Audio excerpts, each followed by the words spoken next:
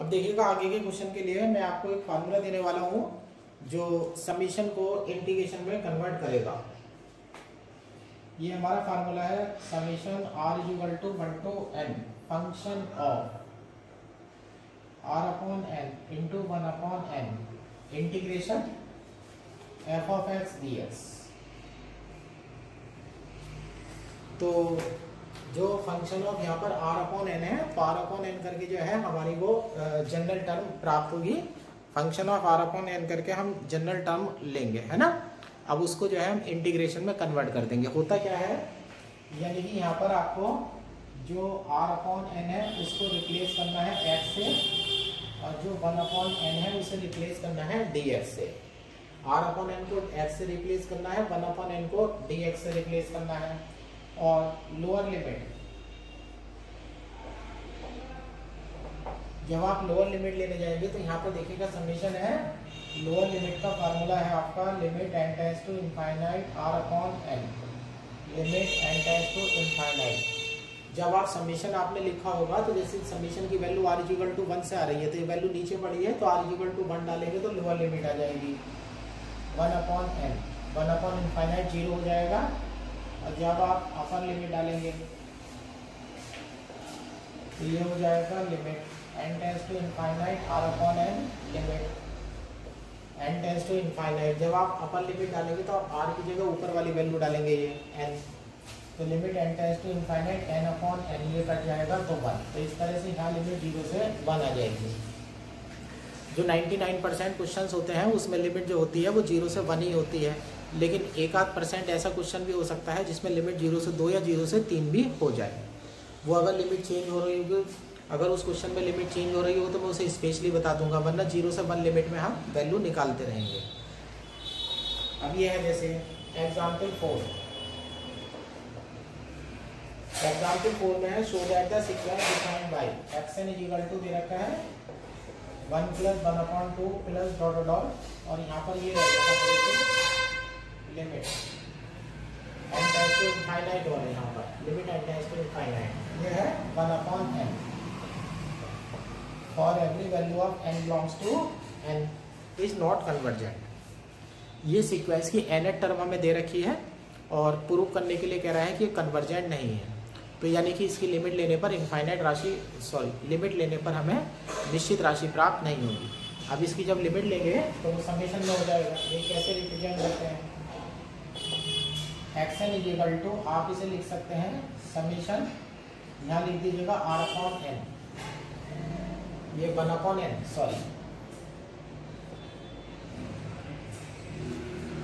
ये समीशन आपका 1 upon 1, 1 upon 2 dot dot 1 upon n है, तो ये हो जाएगा आपका 1 अपॉन r, और सिग्मा हो जाएगा r इक्वल टू 1 से n। लेकिन अभी आपसे कहा गया था कि आपको r अपॉन n बनाना है, जिसे x में कन्वर्ट करेंगे और 1 अपॉन n की जगह dx में कन्वर्ट करेंगे। तो अब हम इसे ऐसे करते हैं, summation r equal to 1 to n कर देते हैं 1 अपॉन r अपॉन n, हम यहाँ डाल देते हैं 1 अपॉन n। अब ये वाला फार्मूला आप लगाइएगा यहाँ पर, तो ये जब आप लेंगे limit n tends to infinite x n, तो ये हो जाएगा limit n tends to infinite summation r equal to 1 to n 1 upon r upon n into 1 upon n। ये इंटीग्रेशन की लिमिट 0 से 1 हो जाएगी, ये 1 अपॉन x dx इंटीग्रेशन करेंगे तो log x बेस ही आ जाएगा, लिमिट आ जाएगी 0 से 1, तो ये हो जाएगा log 1 base E minus log 0 base e, तो ये 0 हो जाएगा, माइनस माइनस प्लस अनंत, अनंत आ चुका है। और जब फंक्शन की लिमिट की वैल्यू अनंत आ जाती है, सीक्वेंस के n पद की लिमिट की वैल्यू अनंत आ जाती है तो वो डाइवर्जेंट हो जाता है। तो ये हो जाता है sequence x n is divergent. इस तरह का क्वेश्चन जो है अच्छा क्वेश्चन माना जाता है, जो सीक्वेंस है हमारी वो डाइवर्जेंट है। उसी तरह का और देखिएगा एग्जाम्पल 6, एग्जाम्पल 6 में भी यही है, x n is equal to है 1 upon n plus 1, 1 upon n plus 2 dot dot 1 upon n plus n। अब इसमें भी हम लिमिट लेने वाले हैं, उसी तरह से बिल्कुल क्वेश्चन को करेंगे। एक्स एन इक्वल टू हो जाएगा 1/n+1 n+2 n+n है, तो जनरल टर्म हम n+r ले लेंगे। अब इसे हम कन्वर्ट कर देंगे summation r = 1 to n 1+r/n, और ये आ जाएगा 1/n। 1/n हम बना चुके हैं, जो dx बन जाएगा, और r/n जो है वो x बन जाएगा। जब आप लेंगे limit n tends to infinite xn, तो ये हो जाएगा limit n tends to infinite summation r = 1 से n 1/1+r/n और इंटू 1/n। अब r/n की जगह तो आप x रख दीजिएगा, r/n की जगह x रख दीजिएगा, और 1/n की जगह dx रख दीजिएगा। तो ये हो जाता है इंटीग्रेशन 0 to 1 1/1+x dx। तो ये हो जाता है log 1+x base e limit 0 से 1 log 2 base e minus log 1 base e equal to log 2 base e। इस प्रकार से जो क्वांटिटी आ चुकी है वो फाइनाइट क्वांटिटी आ चुकी है, और हमें डेफिनेशन से पता है जब लिमिट निश्चित राशि आ जाती है तो हमारी सीक्वेंस जो है वो कन्वर्जेंट हो जाती है। अब हमारा रिजल्ट आ जाता है सीक्वेंस xn इज कन्वर्जेंट। जितने एग्जाम्पल बताते समय बीच के सवाल में छोड़ते हुए चल रहा हूँ, उन सवालों को आपको करने की कोई ज़रूरत नहीं है। छोटे छोटे सवाल ही कभी नहीं आते, ये डायरेक्ट मुँह जवानी वाले सवाल है ना। तो एग्जाम्पल नंबर 6, एग्जाम्पल नंबर 7 इसे नहीं करेंगे। एग्जाम्पल नंबर 7 के बाद एग्जाम्पल नंबर 8 है। अब देखिएगा ये अकॉर्डिंग टू डेफिनेशन होगा, सो दैट द सीक्वेंस वे है xn इज इक्वल टू है 3n/n+5 n की पावर 1/2 हैज द लिमिट 3। इस सीक्वेंस की जो लिमिट है, इस सीक्वेंस की जो लिमिट है वो हमें प्रूव करना है कि इसकी लिमिट 3 आ रही है। तो अगर मैं इसमें डायरेक्ट लिमिट लगा देता हूँ limit n tends to infinite, तो n कॉमन लेकर के काट दूंगा, एक ही लाइन में आंसर 3 आ जाएगा। तो उससे जो है अच्छा इंप्रेशन नहीं पड़ता कि आपने एक ही लाइन में क्वेश्चन का आंसर दे दिया। तो अब हम इसे एप्सिलॉन वाली डेफिनेशन से कर लेते हैं। एप्सिलॉन डेफिनेशन के लिए हमें n > m ढूंढना होता है, तो हम देखने जा रहे हैं कि m हमें मिलेगा या नहीं मिलेगा। अब ऐसे ले लेते हैं, ये इसकी लिमिट 3 दे रखी है उन्होंने हमें, ये ले लेते हैं for given epsilon greater than 0, for given epsilon greater than 0 mode xn में से 3 घटा दीजिएगा, मोड 3n/n+5√n-3 एलसीएम लेंगे तो 3n से 3n कट जाएगा, ये मोड में हो जाएगा माइनस का 15√n/n+5√n। अब मोड से माइनस हटा दीजिएगा तो हो जाता है 15√n/n+5√n। और ध्यान रखेंगे राइट हैंड साइड की वैल्यू को आप कितना भी बड़ा कर सकते हैं, तो ये तुरंत हम लेस देन कर देते हैं 15√n/n। तो यहाँ से हो जाता है mode xn - 3 less than 15/√n। अब लिमिट की डेफिनेशन ये कहती है कि जो वैल्यू आई है ये एप्सिलॉन से छोटी होनी चाहिए, है ना। अब ये है, ये एप्सिलॉन से छोटी अगर होगी तो ये ले लेते हैं for 15/√n less than epsilon, इसे इक्वेशन नंबर 1 कहते हैं। अब हमारी जो मोड xn - 3 की वैल्यू है वो 15/√n से छोटी आ रही है, तो आप ले लीजिएगा फॉर 15/√n छोटा है एप्सिलॉन से, इस two implies √n/15 greater than हो जाएगा एप्सिलॉन से, सॉरी 1/एप्सिलॉन से, इस two implies n greater then हो जाएगा 2 to 5/एप्सिलॉन से। अब n की जो वैल्यू है 2 to 5/एप्सिलॉन से बड़ी आ रही है। तो एक बात ध्यान रखना है, आपको डेफिनेशन कंप्लीट करने के लिए m को देखना है, तो जो n जिस वैल्यू से बड़ा होगा, बस क्या ध्यान रखना है आपको, n जिस वैल्यू से बड़ा होगा उसी वैल्यू से बड़ा आपको एक positive natural number, sorry positive integer यानी कि नेचुरल नंबर छांटना है। अब ऐसे लिख देते हैं इसके लिए, we choose a positive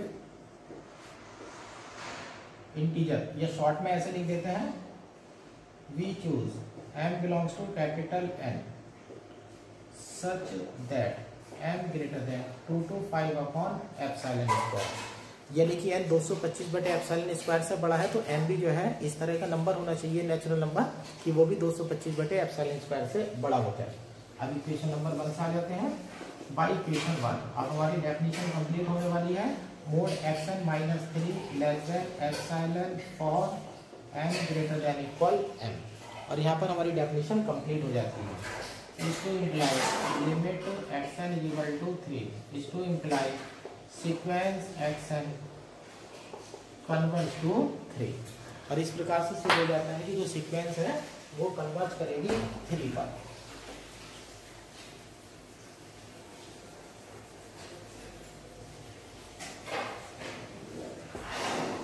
sequence जो है वो 3 पर कन्वर्ज कर रही है। अब ये इसी तरह का क्वेश्चन दोबारा देख लीजिएगा। एग्जाम्पल नंबर 9 है, show that the sequence xn defined by xn is equal to √n plus 1 upon √n is convergent. ये प्रूफ करना है कि ये सीक्वेंस जो है वो कन्वर्जेंट है। अगर कन्वर्जेंट है तो इसकी जो लिमिट है वो एक निश्चित राशि होनी चाहिए। फिर दोबारा डेफिनेशन लगाने चलते हैं। xn इज इक्वल टू है माइनस पड़ा हुआ है, कॉन्जुगेट डालिएगा इसमें n plus 1 minus n n plus 1 upon √n, n से n कैंसिल हो जाएगा 1 अपॉन √n प्लस 1 √n, तो xn is equal to xn। अब नीचे वाला नंबर छोटा कर लीजिएगा 1 upon √n plus √n, xn less than 1 upon 2 √n। ये वैल्यू आपकी आ चुकी है। अब इसे इस तरह से कर दीजिएगा, mod xn minus 0 less than 1 upon 2 √n। तो for given epsilon greater than 0 is to imply आप लीजिएगा 1 upon 2 √n less than epsilon से इज टू इम्प्लाइज, तो ये हो जाएगा 2 √n greater than 1 upon epsilon is to imply square कर दीजिएगा n greater than 1 upon 4 epsilon square, तो 1 अपॉन 4 एप्सिलॉन स्क्वायर हो जाता है। अब लिखते हैं हम we can choose small m belongs to capital N such that m greater than 1 upon 4 epsilon square. Positive number m ढूंढते समय आप हमेशा इस बात का ध्यान रखेंगे कि स्मॉल n जिस वैल्यू से बड़ा होगा स्मॉल m नेचुरल नंबर भी उसी वैल्यू से बड़ा होना चाहिए, तभी आप n ग्रेटर देन m पर डेफिनेशन को फॉलो कर सकते हैं। अब ये हो जाता है n हो जाता है। अब ये इक्वेशन नंबर 1 है। By equation 1 mode xn minus 0 less than epsilon for n greater than equal m is to implies limit xn is equal to 0 is to implies sequence xn converge to 0। इस प्रकार से सिद्ध हो जाता है कि sequence जो है वो 0 पर कन्वर्ज कर रही है। अब ये एग्जाम्पल 10, इसे भी करने की जरूरत नहीं है, ये भी डायरेक्ट लिमिट का क्वेश्चन है और डायरेक्ट हमारा क्वेश्चन हो जाएगा। अब छोटे छोटे क्वेश्चन हम कर लेते हैं यहाँ पर। इस एक्सरसाइज में वैसे तो कोई मेन क्वेश्चन नहीं है, जैसे है एक्सरसाइज 5A। एक्सरसाइज 5A में पहला क्वेश्चन है, show that the sequence n square is bounded below by 1। Sequence दे रखी है n स्क्वायर n टर्म है, bounded below by 1 and not bounded above, मतलब नीचे तो वो 1 से बंधी हुई है लेकिन अबव से ऊपर से किसी नंबर से बंधी हुई नहीं है। तो ये है इक्वल टू n स्क्वायर हो जाएगा, xn plus 1 is equal to हो जाएगा n प्लस 1 का होल स्क्वायर। xn प्लस 1 में से xn घटाइएगा तो ये हो जाएगा n square plus 2n plus 1 minus n square, तो ये आ जाता है 2n प्लस 1। ये पॉजिटिव वैल्यू है। xn plus 1 minus xn greater than 0 for every value n belongs to n। यहाँ से आपको मिलता है to imply xn plus 1 greater than xn for every value n belongs to n। अब अगला वाला जो पद है वो पीछे वाले पद से बड़ा आ रहा है, तो यानी कि जो सीक्वेंस है वो आपकी इंक्रीजिंग सीक्वेंस है। To imply sequence xn is increasing.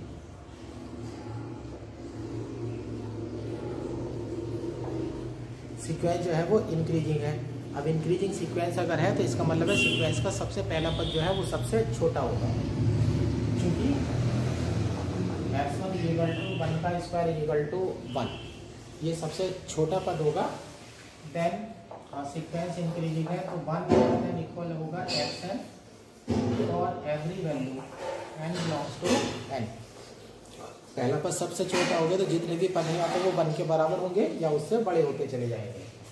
अब क्योंकि sequence n square equal to sequence 1 आ जाएगा, 1 का स्क्वायर, 2 का स्क्वायर, 3 का स्क्वायर, 4 का स्क्वायर एंड सो ऑन। अब देखिएगा सीक्वेंस के पद लगातार बढ़ते चले जा रहे हैं, तो नीचे तो ये 1 से बंधी हुई है, लेकिन ऊपर अनंत की तरफ जा रही है तो ऊपर से ये बंधी हुई नहीं है। Sequence xn is equal to sequence n square is bounded below by 1 and not bounded above। यानी कि नीचे जो है वो 1 से बंध गई है, लेकिन अबव जो है वो बंधी हुई नहीं है। दूसरा क्वेश्चन है शो दैट द सीक्वेंस, यहाँ जीपी पड़ी हुई है xn इज इक्वल टू 1 + 1/3 1/1 + 3 का स्क्वायर प्लस डॉट डॉट 1/3 का पावर n। अब इसमें सिद्ध करना है कि ये कन्वर्जेंट सीक्वेंस करती है कन्वर्ज टू 3/2। ये 3/2 पर जो है सीक्वेंस कन्वर्ज करती है। इसके लिए मैं अगली वाली जो एक्सरसाइज आएगी उसका रूल जरा थोड़ा सा इस्तेमाल करूँगा, वो मैं हाथों हाथ नहीं बता दूंगा। xn है, अब इसमें से xn + 1 लीजिएगा तो ये हो जाएगा 1 + 1/3 1 + 3 स्क्वायर प्लस डॉट डॉट 1/3 की पावर n प्लस 1/3 की पावर n + 1। तो यहाँ से आपको मिलेगा xn + 1 minus xn is equal to 1/3 की power n + 1 greater than 0 for every value n belongs to n। is to implies xn + 1 greater than xn for every value n belongs to n। अगला पद देखिएगा पीछे वाले पद से बड़ा आ रहा है तो ये सीक्वेंस इंक्रीजिंग हो गई। is to imply sequence xn is increasing। Sequence जो है वो इंक्रीजिंग हो गई है। अगर सीक्वेंस इंक्रीजिंग हो गई है तो लगातार सीक्वेंस बढ़ती चली जा रही है, तो सबसे पहला पद जो है वो सबसे छोटा हो जाएगा। ऐसे लिख लेते हैं, क्योंकि x1 इज इक्वल टू, जब पहला पद लेने जाएंगे, अब यहाँ पहला पद देख लीजिएगा xn है, ये जीपी बनी हुई है हमारी। अब n की जगह 1 रखना होगा तो यहाँ हो जाएगा 1 + 1/3 इज इक्वल टू 4/3। तो ये हमारा जो है सबसे छोटा पद आ गया है। इस to imply 4/3 less than equal xn for every value n belongs to n। Equation number 1 ये हो जाता है। अब सबसे छोटा पद जो है वो हमारा 4/3 आ चुका है। अब दोबारा उठाइएगा, क्योंकि xn इज इक्वल टू है 1 + 1/3 plus 1/3 square plus dot dot 1/3 की पावर n। अब इसमें जीपी की सम ऑफ n टर्म्स लगा दीजिएगा। तो फर्स्ट टर्म 1 हो जाएगा, 3 की पावर n 1 - 1/3, तो ये हो जाएगा 2/3 आ जाएगा 1 - 1/3 की पावर n। अब राइट हैंड साइड वाली वैल्यू में से मैं माइनस हटा देता हूँ तो राइट हैंड साइड मेरी बड़ी हो जाएगी। तो यहाँ से आ जाएगा xn less than 2/3 for every value n belongs to n। ये इक्वेशन नंबर 2 हो जाता है। अब जितने भी पद हैं आपके सीक्वेंस के, वो सारे के सारे पद जो है वो 2/3 से छोटे हैं। सारे पद 2/3 से छोटे हो चुके हैं, तो ये हो जाता है बाय इक्वेशन 1 and 2।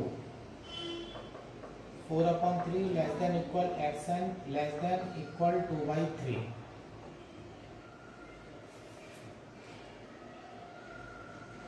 जो पद है ये सॉरी 2/3 नहीं है, 2/3 की जगह यहाँ ऊपर जाएगा तो 3/2 आएगा, 3/2। अब सीक्वेंस के पद दो पदों के बीच में फंस चुके हैं और every value n belongs to n। तो यहाँ से हो जाता है सीक्वेंस xn इज बाउंडेड।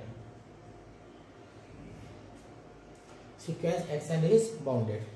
अब जब आप आगे हम थ्योरम करेंगे तो सबसे पहले आपको ये थ्योरम सिखाई जाएगी कि जो सीक्वेंस इंक्रीजिंग होती है और बाउंडेड होती है, इंक्रीजिंग सीक्वेंस हो बाउंडेड हो या डिक्रीजिंग सीक्वेंस हो बाउंडेड हो, तो वो कन्वर्ज करती है। अब ऐसे भी लेते हैं,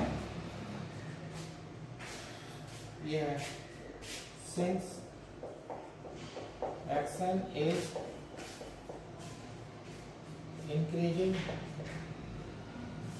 and bounded, so it is convergent. ये convergent है. अब लिमिट लगा देते हैं.